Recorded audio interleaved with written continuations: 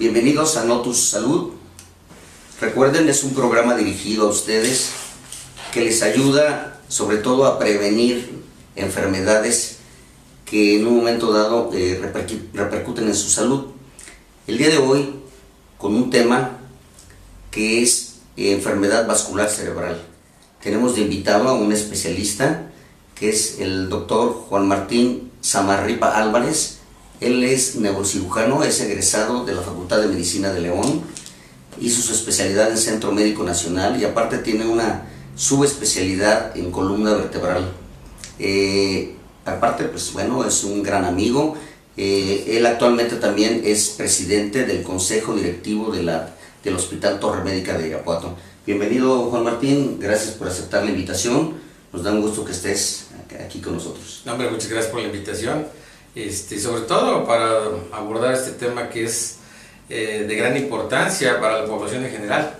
Hablar de enfermedad vascular cerebral, pues nada más para que nos demos una idea, es hablar de la segunda causa de muerte en el grupo de edad arriba de los 55 años, nada más superada por los problemas cardíacos. Entonces estamos hablando de una enfermedad que es un verdadero problema de salud, no nada más en México, no nada más en nuestro estado, es en todo el mundo. La enfermedad vascular cerebral es responsable de 5 millones de muertes por año en todo el mundo, ¿sí? Cada año se enferma, nos vamos a enfermar de enfermedad vascular cerebral 20 millones de personas en el mundo. Entonces estamos hablando de una enfermedad que por su frecuencia pudiéramos decir que es una verdadera epidemia, no tanto porque sea contagiosa de ninguna manera, pero sí por su presentación, es una verdadera epidemia. Anteriormente, si tú recuerdas, se hablaba, inclusive hasta en los libros venía, accidente vascular cerebral. Entonces, para empezar, no es ningún accidente, porque no es nada fortuito. Estamos hablando de una enfermedad que es perfectamente prevenible, que los factores de riesgo, en su gran mayoría, son modificables si nosotros ponemos atención, y de esto va a tratar mayormente esta plática, la prevención de ese tipo de situaciones.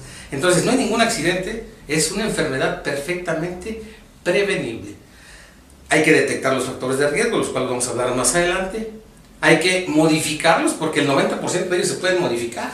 Hay algunos que no, como puede ser la edad, el sexo, la raza, pero los demás, el 90% los podemos modificar, ¿sí? Enfermedad vascular cerebral, como tal, se va a definir como aquella enfermedad manifestada con síntomas neurológicos, ahorita vamos a ver cuáles, que son consecuencia de la alteración en la circulación de algún vaso sanguíneo del cerebro. Y aquí es importante, desde ahorita, separar el problema que puede ocasionarse. Número uno, el problema de circulación se puede dar porque se obstruye un vaso sanguíneo, es lo que lo conocemos como una embolia o un infarto cerebral, y la otra es lo opuesto, cuando se rompe un vaso sanguíneo. Entonces, desde el punto de vista de lo que ocurre en los vasos sanguíneos, tenemos problemas oclusivos, donde se tapa, y problemas hemorrágicos, donde se revienta la arteria.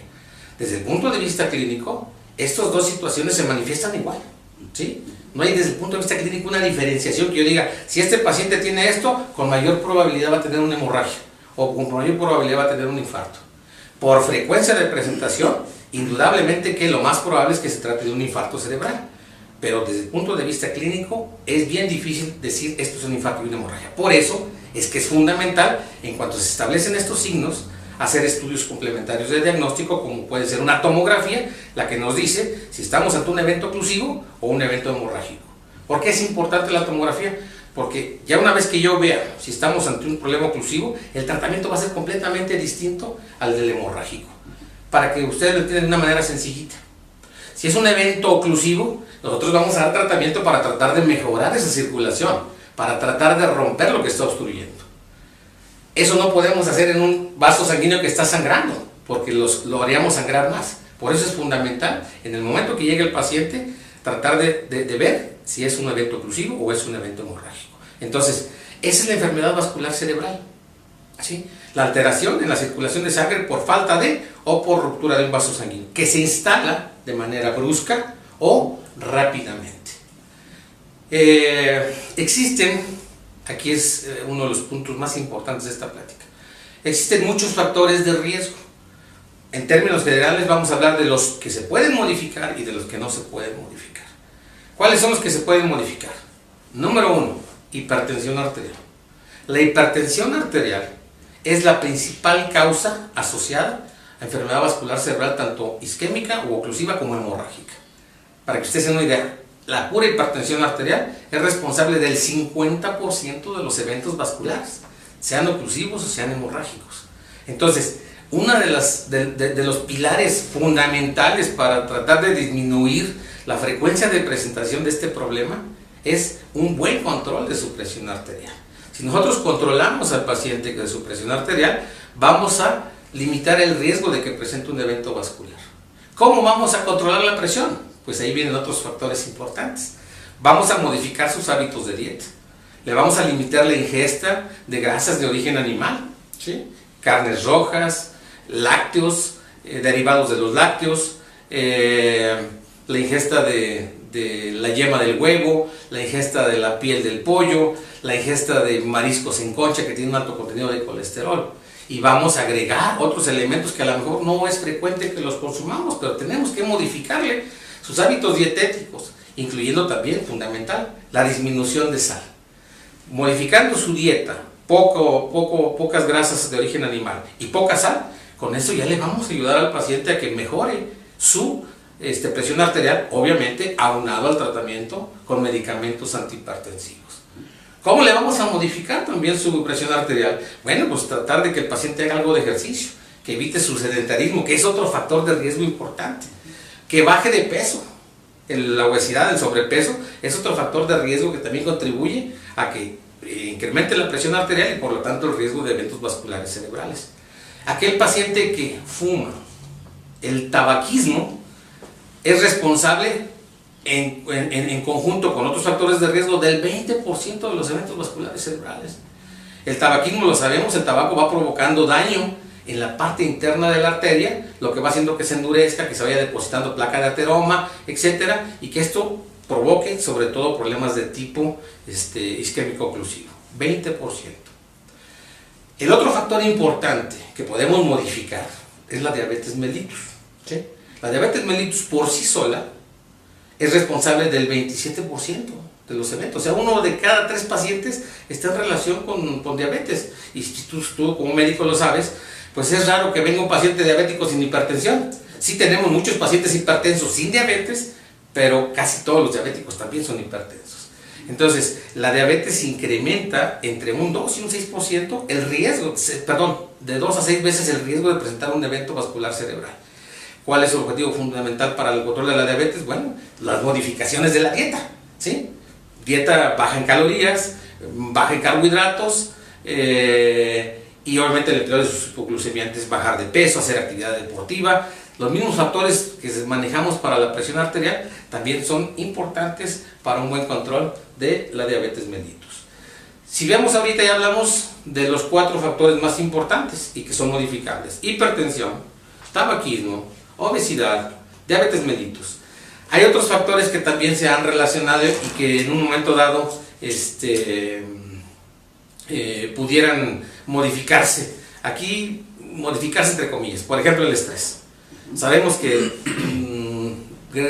con la venida o con el advenimiento o la globalización, bueno, también se ha venido una serie de incrementos en la atención en el trabajo, en lo que nos desempeñamos, y este estrés constante también, bueno, pues hace que nos aumente la presión arterial, hace que tengamos problemas en el metabolismo, en lo funcional de nuestro cuerpo, y esto nos coloca también en un riesgo de presentar este tipo de problemas. Ahí podemos modificar entre comillas y no del todo, porque hay que recordar que parte de nuestra forma de ser pues viene codificada genéticamente. Entonces es muy difícil a un paciente que es muy aprensivo o muy estresado decirle tranquilo, no pasa nada, toma las cosas con calma. Es muy difícil que lo haga, ¿sí? Sí puede modificar algunas cosas, a lo mejor puede cambiar del área donde trabaja, que es muy estresada, a un área más tranquila, o simplemente decir, bueno, que no puedo con esto y ubíqueme en otra área. Él tiene que buscar sus maneras para que el estrés lo afecte lo menos posible. Ok, bueno, hacemos la primera pausa y continuamos con el tema del día de hoy.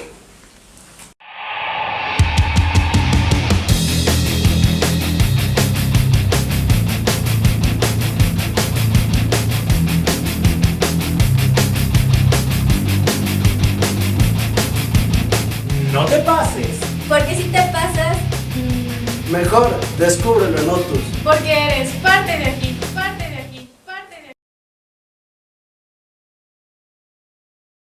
El rumbo de la información lo defines con tus comentarios y tus propuestas. Porque eres parte de aquí, nosotros te incluimos en ellos.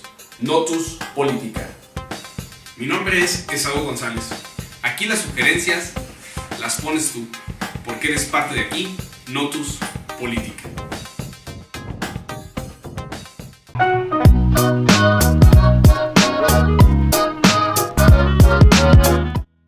Me siento mal. ¿Qué te duele? Vamos con un especialista. Doctor Valeriano Fuentes López, médico pediatra, 8º piso, Conjunto Florida.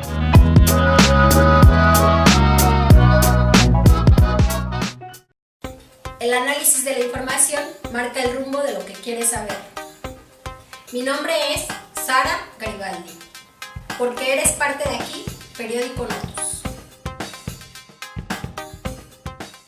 Continuamos con el tema del día de hoy, es enfermedad vascular cerebral, y está con nosotros el doctor Juan Martín Zamarripa Álvarez. Pues continuamos con el tema. ¿Qué otros factores de riesgo pueden producir este tipo de enfermedad? Bien, dentro de los riesgos hablamos al principio, si recuerdas, modificables y no modificables. Dijimos que los modificables, ya mencionamos hipertensión, obesidad, sedentarismo, falta de actividad deportiva, tabaquismo, etc. Eso se pueden modificar. Pero también hablamos, y que son responsables del 90% de los casos. Y hablamos de que hay factores de riesgo no modificables. ¿Cuáles son esos? Bueno, la edad. Entre más edad va a tener el ser humano, pues más riesgo de tener un evento vascular cerebral, ¿sí? Para que se den una idea, por pura evolución natural, a partir de los 55 años empezamos a tener problemas de riesgo de tener un evento vascular cerebral, ¿sí? Obviamente si hay los factores que ya mencionamos, pues más riesgo. Pero hablando de por la pura edad, la gente que está entre 55 y 65 años de edad tiene un riesgo más o menos del 11%. Y este riesgo de presentar un evento vascular cerebral se va duplicando cada década, ¿sí? Por ejemplo, de los 65 a los 70 tenemos un 22%. De los 70 a los 75 es un 28%. De los 75 a los 80 tenemos un 32%. De los 80 a los 85, 40%. Y después de los 85, el 50% de riesgo de tener un evento vascular. O sea, entre más edad tenemos, más problemas o más riesgo de tener un evento vascular vamos a tener. Entonces, por la edad, eso no lo podemos modificar. Todos nos vamos a envejecer, todos vamos teniendo un proceso de desgaste, de consumo de nuestro físico, y eso nos va incrementando el riesgo de tener no nada más enfermedad vascular cerebral, una serie de enfermedades que sabemos que vienen aparejadas con esto, lo que le llamamos degenerativas. Ese es un factor que no podemos modificar. Otro factor que no podemos modificar, el sexo, ¿sí? La mujer y el hombre. ¿Quién tiene más riesgo? En términos generales, si hablamos del grupo de edad donde se presentan más frecuentemente tanto las embolias como los derrames cerebrales, vamos a ver que el grupo más frecuente está entre los 65 y 75 años de edad. No quiero decir que no los haya antes o no los haya después, pero el mayor volumen están en este grupo de edad. En este grupo de edad es más frecuente la presentación en los hombres, ¿sí? Sin embargo, antes de los 45 o después de los 75, las mujeres son más afectadas, ¿sí?, que los hombres. De hecho, en términos generales, la mujer tiene una mayor propensión a tener eventos hemorrágicos más frecuentemente que los oclusivos en estos grupos de edad. Por lo tanto, hablando ya de mortalidad, la mortalidad en términos generales es mucho mayor en un evento hemorrágico, que es una entidad más catastrófica que un infarto. El infarto también se muere, indudablemente, depende de la extensión del mismo, pero hay mayor mortalidad en una hemorragia, es un evento más catastrófico que en un infarto. Entonces, las mujeres, en conclusión, el ser mujer, tienen más riesgo de tener eventos más frecuentemente antes de los 45 y después de los 75 años de edad. Y dentro de los eventos que presentan, es más frecuente que sean hemorrágicos que oclusivos, con una mayor mortalidad. La raza tampoco la podemos modificar, ¿sí? Genéticamente hay razas que sabemos que tienen una mayor predisposición. Simplemente, por ejemplo, bueno, los orientales, japoneses, chinos, ellos tienen una presentación tan impresionante de eventos vasculares, llámese oclusivos y hemorrágicos, que son de los países por ejemplo Japón, es uno de los países que tiene, yo creo que la infraestructura más grande o más adecuada para atender este tipo de enfermedad, ¿sí? Por la alta frecuencia de estos eventos. Entonces, tienen en todas sus ciudades centros de atención primaria para el evento vascular cerebral. Entonces, educan a su población para que cuando tenga sus signos, sus síntomas, llegue inmediatamente. Ahorita vamos a hablar más adelante en cuanto a tratamiento se refiere, como cuando hay un evento, sobre todo de tipo oclusivo, tenemos cierto tiempo donde podemos tratar de rescatar ese déficit neurológico. Después de ese tiempo, por más intentos que hagamos, ya poco vamos a hacer por lo que el paciente perdió, con la hemorragia o con el infarto. Ya nuestras baterías de tratamiento van a estar encaminadas después de 90 minutos a que no haya más lesión, ¿sí? A evitar esa lesión secundaria que vamos a hablar más adelante. Entonces, esos son los factores que no podemos modificar, ¿sí? Los no modificables. Por ahí hay otra serie de factores que también se han relacionado con incremento. Uno de ellos que preocupa mucho a las damas es el empleo de hormonales, ¿sí? Anticonceptivos en edad reproductiva u hormonales que les dan porque tienen ovarios poliquísticos, porque tienen alguna otra patología ginecológica y les dan sus hormonales. O la terapia de sustitución cuando llegan a la menopausia. La menopausia es frecuente que las damas se quejen de los síntomas por deprivación de hormonas y sus ginecólogos con mucha frecuencia les dan terapia sustitutiva. Entonces siempre está el riesgo o el miedo de qué me puede pasar con los hormonales. No me voy a meter en aspectos de riesgo de incremento de cáncer en mama o en otras regiones. Me voy a meter y voy a tocar nada más el incremento en enfermedad vascular cerebral. El hecho de consumir anticonceptivos o terapia hormonal solamente incrementa en 1.8% el riesgo de tener un evento vascular cerebral. Es muy poco. No me voy a meter a lo que es cáncer de mama o otros problemas más serios con los hormonales, pero enfermedad vascular, que es nuestro tema, es poco el riesgo, la ingesta de los anticonceptivos o los hormonales para incrementar el riesgo de enfermedad vascular cerebral. Por ejemplo, las varices, ahorita que estabas hablando de las varices, ¿también es un factor? Bien, estamos hablando de enfermedad vascular cerebral y el origen más frecuente. El origen más frecuente es el deterioro progresivo en la circulación de sangre. Vamos a hablar en este momento nada más del cerebro. Pero no hay que olvidar lo siguiente. El ser humano termina su vida porque se va empobreciendo la circulación de sangre en todo el cuerpo. Y por eso nuestra piel se nos arruga, y por eso el pelo se nos pone blanco, y por eso los huesos se nos colapsan, y por eso nos salen espolones en los huesos, y por eso nuestro cerebro empieza a tener infartos múltiples y empezamos a tener cambios en la memoria, en nuestras actividades cognitivas, y todo esto es consecuencia de ese deterioro. Entonces, la causa principal de la enfermedad vascular cerebral lo sigue constituyendo la enfermedad ateromatosa de las arterias, ¿sí? Ese depósito de placa o ese engrosamiento de las arterias que van disminuyendo la capacidad de distenderse de las mismas, van disminuyendo la luz y por lo tanto hay una disminución de aporte de sangre, y hay que recordar que la sangre transporta oxígeno y nutrientes. Entonces, esta falta de nutrientes y de oxígeno es lo que va acabando con el funcionamiento del cuerpo. Cuando estamos hablando de enfermedad vascular cerebral, la causa principal es la enfermedad ateromatosa de las arterias. Y lo que estamos viendo es la consecuencia de esta enfermedad, de este engrosamiento de las paredes. Hay cursos o hay orígenes que no tienen nada que ver con esta placa de ateroma, sobre todo a nivel del cuello que se desprende algún fragmento. Tenemos pacientes que tienen enfermedad cardíaca, ¿sí? Específicamente la fibrilación auricular. La fibrilación auricular es una de las arritmias más frecuentes. La fibrilación auricular manda émbolos, coágulos de sangre desde el corazón que van circulando por las arterias hasta llegar al cerebro. Y en el momento que encuentran una arteria que les queda justa del tamaño de su coágulo, ¡pum!, la tapa. Ese es un curso cardíaco. No es el más frecuente de la enfermedad vascular cerebral. Por eso no lo hemos tocado, lo vamos a hablar así brevemente. La fibrilación auricular es responsable del 15% de los eventos vasculares y que siempre son de tipo oclusivo. Ellos se manejan diferente, ellos hay que controlar la arritmia, en ellos sí hay que dar anticoagulantes, ¿sí? Heparínicos o de los nuevos, pero hay que dar terapia anticoagulante. Eso hablando pues de lo que son las causas fuera de. En el caso que me mencionas, las pacientes con insuficiencia venosa, con varices, que es muy frecuente verlo en nuestra población. Tú lo sabes, los pacientes que tienen varices tienen una debilidad de la pared venosa. Esto hace que la sangre se encharque, por así decirlo, este encharcamiento, por pura lógica, va a provocar que la sangre se cuaje o se coagule. Y al cuajarse o al coagularse, se pueden desprender al regresar la sangre, porque ese es su sentido, regresar hacia el corazón para oxigenarse los pulmones y volverse a redistribuir. Bueno, ese curso, el riesgo principal, si hay una trombosis por el encharcamiento de la sangre en las varices, el problema principal es que nos puede dar una tromboembolia pulmonar, ¿sí? Tapa los vasos pulmonares. Esto es un padecimiento pues muy serio, con un alto porcentaje de muerte, pero también se pueden desprender desde abajo, pueden llegar a algo así como llegan al pulmón, también pueden llegar al cerebro.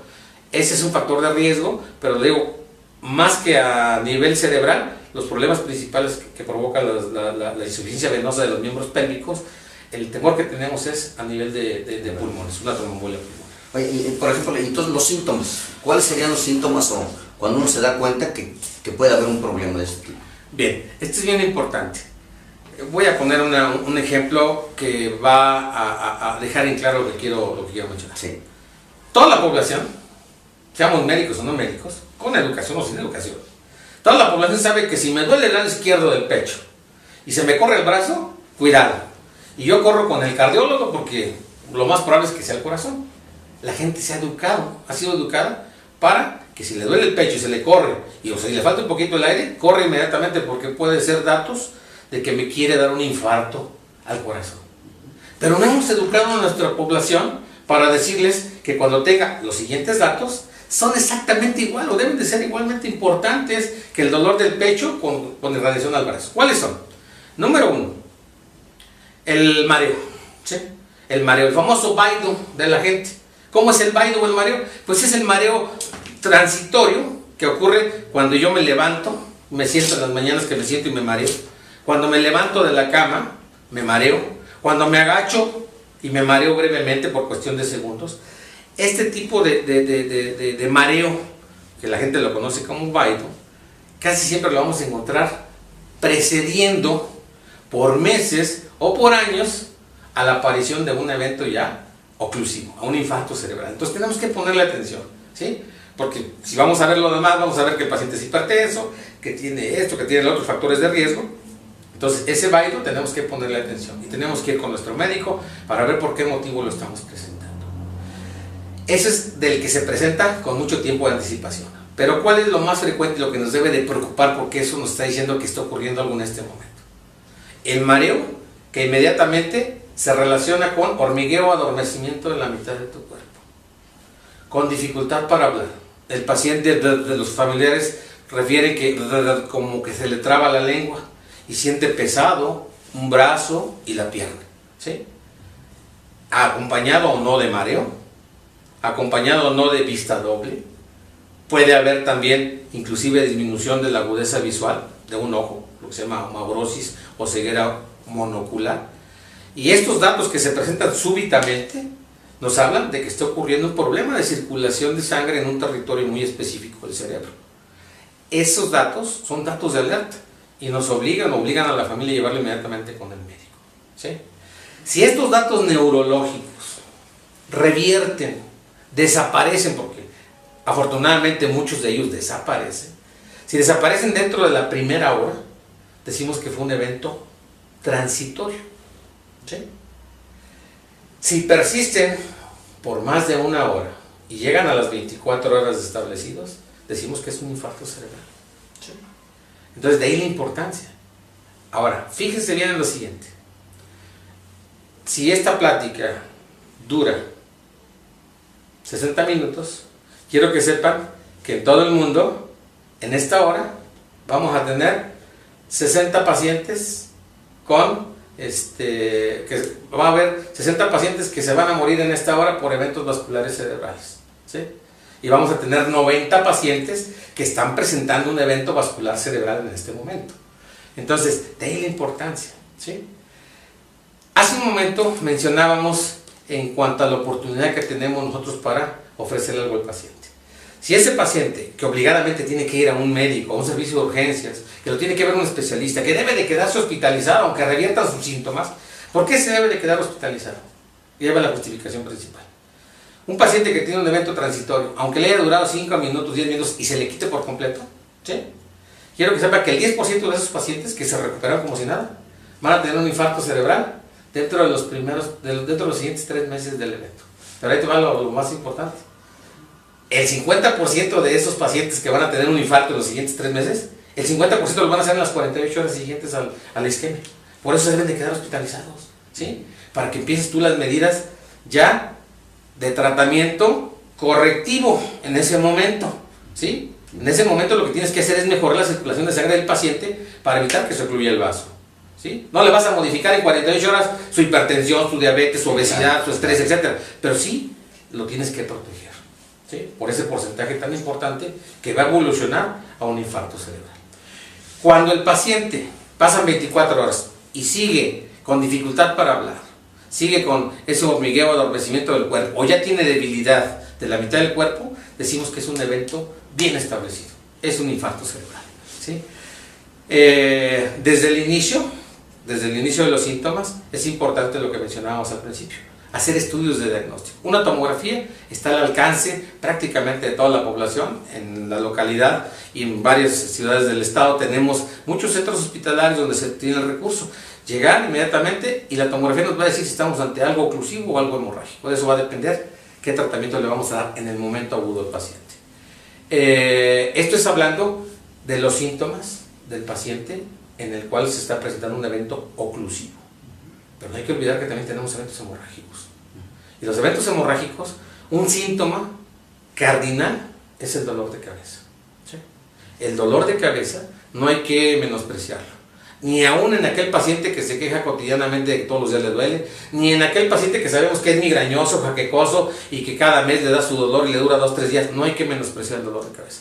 Un dolor de cabeza de inicio súbito, dormido, en reposo o haciendo esfuerzo, pulsátil, en toda la cabeza o en la mitad de la cabeza, con ascos, con vómitos, que no se me quita, con analgésicos convencionales, voy con mi médico, me revisa, me pone algo en la vena, me da algo tomado, medio se me calma y a las 2 o 3 horas vuelve a reiniciar y me vuelvo a tomar la medicina y no se me quita del todo. Cuidado, puede ser un dato, o es un dato de mucha importancia, generalmente relacionado con un evento hemorrágico, ¿sí? Y aquí, de los eventos hemorrágicos que pueden cursar con este síntoma, el más importante es la hemorragia subaracnoidea, que es otro de las patologías dentro de lo que es enfermedad vascular cerebral. La hemorragia subaracnoidea es cuando se rompe un vasito porque existe una malformación en él que se llama aneurisma o malformación arteriovenosa, se rompe este aneurisma y la sangre se extravasa, se vacía y se pone en contacto con el líquido que baña el cerebro. A veces puede inclusive meterse a los ventrículos. Esta mezcla de sangre con el líquido provoca irritación y esta es la causa del dolor de cabeza. Cuidado, el dolor de cabeza también es un síntoma de mucha importancia. Muy bien. Bueno, pues hacemos nuestra segunda pausa y regresamos.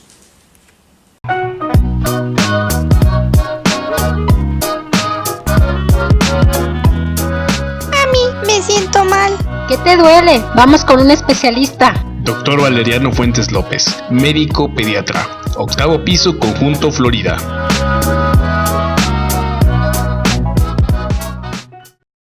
El análisis de la información marca el rumbo de lo que quieres saber. Mi nombre es Sara Garibaldi. Porque eres parte de aquí, Periódico Notus.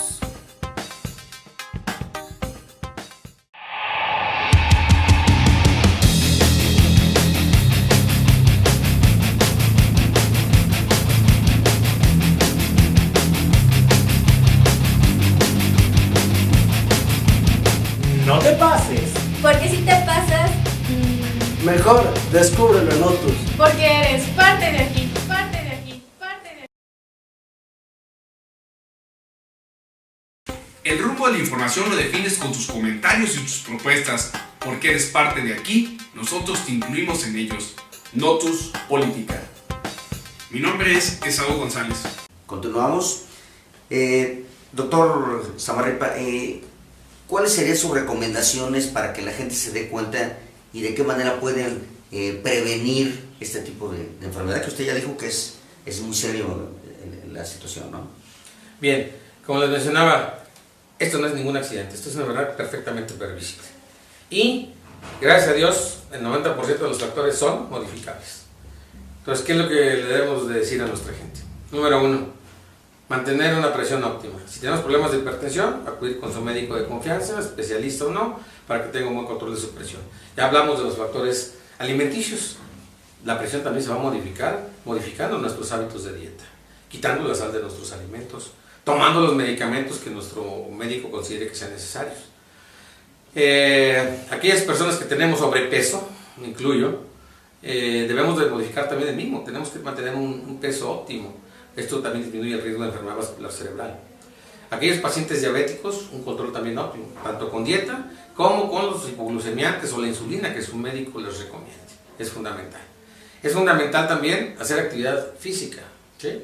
El simple hecho de caminar 20 o 30 minutos, 4 o 5 por 5 días de la semana, pues esto nos ayuda también para mejorar la circulación, modifica ciertos factores de riesgo y es benéfico para evitar el que vayamos a tener un problema de enfermedad vascular cerebral. Aquellos que fuman, pues ya lo saben, ¿sí? También igual deben de deben de dejar de fumar. No tocamos el tema del alcohol, pero el alcohol también es un factor de riesgo, no tanto para los eventos oclusivos, pero sí para eventos hemorrágicos, porque sabemos que el alcohol, afecta al hígado modifica los factores de coagulación, y esto predispone, la ingesta de alcohol, predispone también a eventos vasculares, pero de tipo hemorrágico sobre todo. Entonces, fundamental, un buen control y modificar aquellos factores que podemos modificar, eso es fundamental.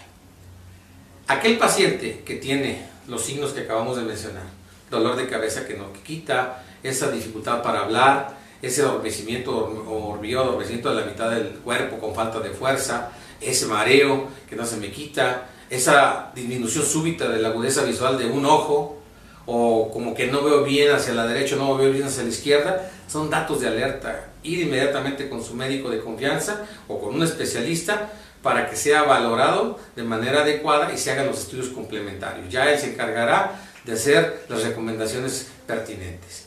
Para aquellos pacientes que ya tuvieron un evento vascular cerebral, es bien importante lo siguiente. Los eventos vasculares cerebrales no son como las enfermedades de la infancia, ¿sí? Como la varicela, como la rubiola, como el sarampión, que ya me dio y ya no me vuelve a dar en la vida. Eso no existe en la enfermedad vascular cerebral. Es un paciente que ya tuvo una enfermedad vascular cerebral de cualquier tipo y que sobrevive con su déficit, con su incapacidad. Ese paciente tiene más riesgo de tener un segundo evento con efectos todavía más devastadores, inclusive la muerte, que un paciente de su edad que nunca ha tenido un evento vascular cerebral. Entonces, para aquel paciente que tiene factores de riesgo, que ya tuvo isquemia, datos de isquemia cerebral, o aquel paciente que ya tuvo una embolia cerebral, es importante también, aparte de modificar todos estos factores que acabamos de mencionar, pues el empleo de algunos medicamentos que sabemos que son altamente efectivos en darle cierta protección al paciente. Ácido acetilsalicílico, la famosa aspirina Protec, que sabemos que lo toma algún familiar o algún conocido, el empleo de clopidogrel, de dipyridamol. Esto hablando de aquellos pacientes que no tienen patología cardíaca. El empleo de ácido acetilsalicílico, dosis de 60 a 100 miligramos por día. El de clopidogrel, 75 miligramos diarios. O el dipyridamol. Estos medicamentos lo que hacen es actuar a nivel de plaquetas. Que las plaquetas, que son las células que ayudan a cuajar la sangre, las plaquetas se adhieren para tratar de coagular. Para que no se hagan trombos, lo que hacen estos medicamentos es que las plaquetas no tengan esa tendencia a agregarse, para que no se peguen y no formen trombos, no tapen las arterias. Este tipo de medicamentos lo va a tener que tomar el paciente de por vida prácticamente. En aquellos pacientes que tienen problemas cardíacos o problemas de insuficiencia venosa con alto riesgo, pues son pacientes que tendrán que modificar todos los factores que hemos dicho, pero también tendrán que tomar medicamentos del tipo de los anticoagulantes, que son medicamentos necesarios, eso sí, con un riesgo también de provocar hemorragias de manera secundaria. Lo más importante de recalcar es modificar aquellos factores de riesgo, ¿sí? Lo que ya hemos mencionado de manera amplia, esa es la piedra angular para evitar esto. Si nosotros, lo vuelvo a repetir, si nosotros somos capaces de modificar estos factores de riesgo, vamos a evitar hasta en un 80% el que se presente un evento vascular cerebral en cualquier ser humano que tenga estas condiciones que lo predispongan a que desarrolle o un infarto o una embolia cerebral. A manera también de información, la gente que ha tenido una embolia, un infarto o una hemorragia, estos constituyen la principal causa de incapacidad en todo el mundo. ¿Sí? No hay ninguna otra enfermedad que condicione en la gente de la tercera edad más incapacidad en el mundo que la enfermedad vascular cerebral. Entonces estamos hablando de una enfermedad devastadora, muy frecuente, pero que puede ser modificable. Y que el modificarla depende tanto de uno como médico en educar, en orientar a sus pacientes, y que el paciente también esté consciente de que tiene que poner de su parte si es que quiere evitar tener un problema tan serio como la enfermedad vascular cerebral. Muy bien. Pues muchas gracias, doctor Samarripa. De verdad es una excelente plática, pero yo creo que el punto más importante de todo esto es que es un problema serio, pero prevenible. Y prevenible desde tiempo. O sea, esto no es que ya llegué a los 45 o los 55 años. Yo creo que a todas las edades tenemos que prevenir, sobre todo con este tipo de enfermedades que, pues ya vieron, son incapacitantes y serias además. Pues queremos darle las gracias al doctor. Doctor, ¿dónde lo pueden consultar? Estamos en Hospital Torre Médica, tercer piso. Lo que se les llega a ofrecer con toda confianza. Ajá, ¿teléfono? 62 514 66 1244 549 de Nextel. Mi correo electrónico neurosama @hotmail.com. Estamos a disposición. ¿Sí? Muy bien, bueno, pues muchísimas gracias, y además pues queremos invitarlos para que visiten nuestra página www.notus.com.mx. Sus comentarios o observaciones serán bien recibidas, y pues también un saludo a todos los que nos ven en TV Cable, Pénjamo, Abasolo y Romita. Muy amables por su presencia, y los esperamos en el siguiente programa. Gracias. Muchas gracias.